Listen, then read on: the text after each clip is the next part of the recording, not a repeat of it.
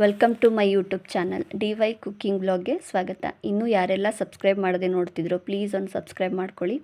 ಇದು ಮದುವೆ ಮನೇಲಿ ಮಾಡೋವಂಥ ರಸಂ ಪುಡಿ ರೆಸಿಪಿ ತುಂಬ ರುಚಿಯಾಗಿರುತ್ತೆ.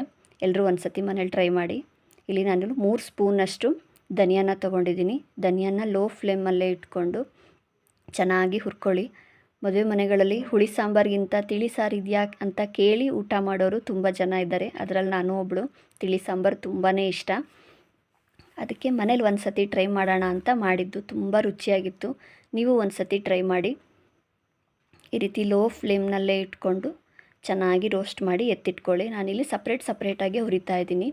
ಈಗ 1 ಸ್ಪೂನಷ್ಟು ಉದ್ದಿನಬೇಳೆ ತೊಗೊಂಡಿದ್ದೀನಿ. ಎಲ್ಲದನ್ನು ಒಟ್ಟಿಗೆ ಹಾಕಿದ್ರೆ ಒಂದೊಂದು ಕಾಳು ಸಿಗುತ್ತೆ, ಒಂದೊಂದು ಕಾಳು ಚೆನ್ನಾಗಿ ರೋಸ್ಟೇ ಆಗೋದಿಲ್ಲ. ಹಾಗಾಗಿ ಸಪ್ರೇಟಾಗಿ ಹುರ್ಕೊಂಡ್ರೆ ಪುಡಿನೂ ಲಾಂಗ್ ಲೈಫ್ ಬರುತ್ತೆ.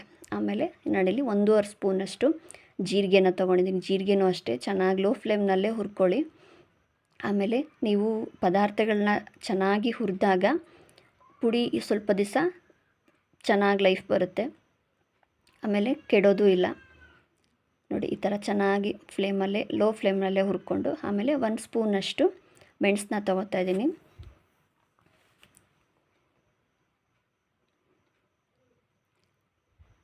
ಆಮೇಲೆ ಅರ್ಧ ಸ್ಪೂನಷ್ಟು ಸಾಸಿವೆ ಎಲ್ಲ ಬೇಗ ಸಿಡ್ದೋಗುತ್ತೆ. ಆಮೇಲೆ ಒಂದು ಅರ್ಧ ಸ್ಪೂನಷ್ಟು ಮೆಂತೆ. ಇದನ್ನೆಲ್ಲ ಚೆನ್ನಾಗಿ ಲೋ ಫ್ಲೇಮ್ನಲ್ಲೇ ಹುರ್ಕೊಂಡು ಎತ್ತಿಟ್ಕೊಳ್ಳಿ.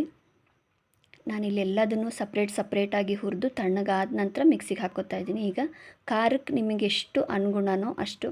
ಒಬ್ಬರು ಖಾರ ಕಡಿಮೆ ತಿಂತಾರೆ, ಜಾಸ್ತಿ ತಿಂತಾರೆ. ಹಾಗಾಗಿ ಇದು ಮೀಡಿಯಮ್ ಖಾರ ಆಗಿರೋದ್ರಿಂದ ಒಂದು 12 ಮೆಣಸಿನ್ಕಾಯಿ ಹಾಕ್ಕೊಂಡಿದ್ದೀನಿ. ನಿಮಗೆ ಖಾರ ಜಾಸ್ತಿ ಬೇಕು ಅಂದರೆ ಇನ್ನೊಂದು 4 ಮೆಣಸಿನ್ಕಾಯಿ ಜಾಸ್ತಿ ಹಾಕ್ಕೋಬೋದು. ಕಲರ್ ಮೆಣಸಿನ್ಕಾಯಿನೂ ಬೇಕು ಅಂದರೆ ಅದು ಬೇಕಾದ್ರೆ ಹಾಕ್ಕೋಬೋದು. ನಾನಿಲ್ಲಿ ಮೀಡಿಯಮ್ ಆಗಿರೋದು ತೊಗೊಂಡಿದ್ದೀನಿ. ನೀವಿಲ್ಲಿ ಲೋ ಫ್ಲೇಮಲ್ಲಿ ಇಟ್ಕೊಂಡು ಹುರಿಯೋದ್ರಿಂದ ಮೆಣಸಿನ್ಕಾಯಿ ಸಿಯೋದಿಲ್ಲ.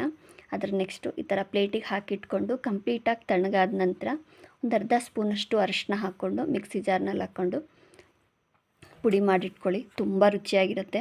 1 ಸ್ಪೂನ್ ಹಾಕಿದ್ರೆ ಸಾಕು, ರಸಮ್ ನಿಮಗೆ ರೆಡಿಯಾಗೋಗುತ್ತೆ ಮನೆಯಲ್ಲಿನೇ. ಮುಂದಿನ ವೀಡಿಯೋದಲ್ಲಿ ರಸಮ್ ಹೇಗೆ ಮಾಡೋದು ಅಂತ ತೋರಿಸ್ತೀನಿ. ಪುಡಿ ಈಗ ತುಂಬ ರುಚಿಯಾಗಿರುತ್ತೆ. ಎಲ್ಲರೂ ಒಂದು ಸತಿ ಟ್ರೈ ಮಾಡಿ.